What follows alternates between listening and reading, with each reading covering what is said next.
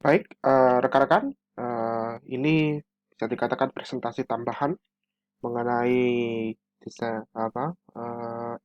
emosi berbasis LMS yang saya kembangkan.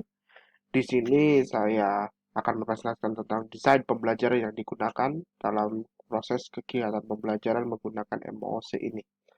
Nah, saya mengadaptasi dari model pengembangan Azure, di mana model ini terdiri dari Analyze Learner, State Objective, Select Media and Material, Utilize Media and Material, Require Learner Participation, and Evaluate and Revise.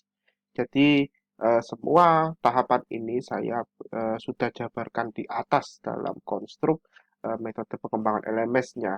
Tapi dalam konstruk pembelajaran sudah dijelaskan di bagian pengembangan model pembelajaran. Nah, ketika proses yang kami lakukan ini mengacu pada proses dinamika yang berkembang, khususnya di abad 21, di mana rentang perhatian dari pembelajar di era sekarang itu sudah masih menjadi jangka pendek. Oleh karenanya, kita perlu melihat sebuah fenomena yang ada di dalamnya. Pembelajaran berbasis mikro itu adalah pilihan yang saya pilih dalam artian untuk memfasilitasi pembelajaran seperti itu. Jadi tidak eh, membutuhkan waktu yang lama. Nah, tetapi ketika prosesnya saya menggunakan project base. Nah, caranya supaya bisa mewujudkan itu semua, maka saya mengadaptasi taksonomi eh, dari multimedia sebagai konten dalam mentransmisikan pesan kepada pengguna dari emosi yang saya kembangkan.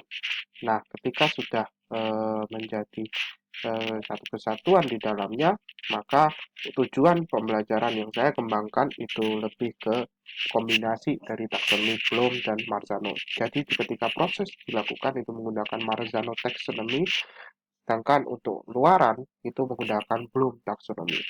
Jadi ada sisi di mana saya pengembangan ini ya lebih ke ada target luaran yang harus dicapai, tetapi dalam prosesnya dia lebih ke konstruktivisme.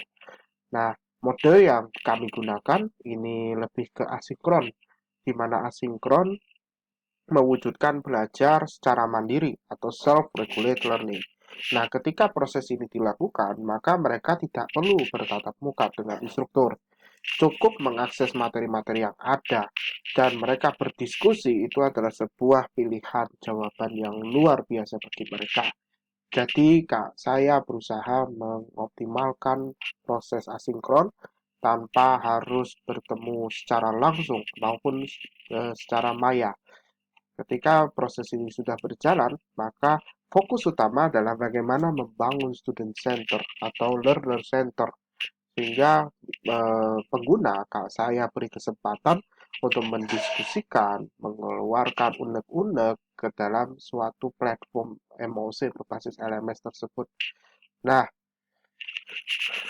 dalam pengembangan konten yang saya kembangkan menggunakan pendekatan mikro kredensial, di mana ekologi belajar yaitu adalah seperti ini, di mana formal maupun semi formal, tetapi dia akreditasi. Nah, mikro ini memiliki pengalaman yang bersifat jangka pendek sehingga tidak hanya materi-materinya harus pendek, tetapi juga jangka waktu yang digunakan dan sehingga saya memberikan esensi bahwa pengalaman belajar mereka harus dihargai. Oleh karenanya, mereka saya minta untuk membebaskan diri mereka dari penjara kotak yang selama ini mereka cengkram.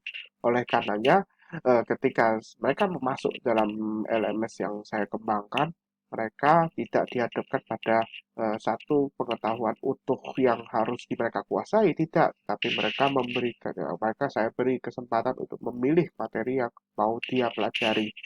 Nah, ini tujuannya supaya mereka belajar untuk melihat dunia yang sebenarnya, bahwa sebenarnya dunia itu adalah pilihan. Belajar itu adalah pilihan.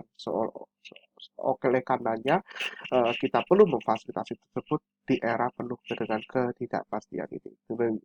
Saya berharap dengan adanya pengembangan ini bisa bermanfaat bagi semua, dan juga pengembangan ini sudah dinyatakan valid ya dari sejak awal, sangat valid, sehingga bisa dilanjutkan ke tahap selanjutnya, dan saya berharap nanti ini bisa dikembangkan secara masif ke depannya. Baik, sekian presentasi dari saya.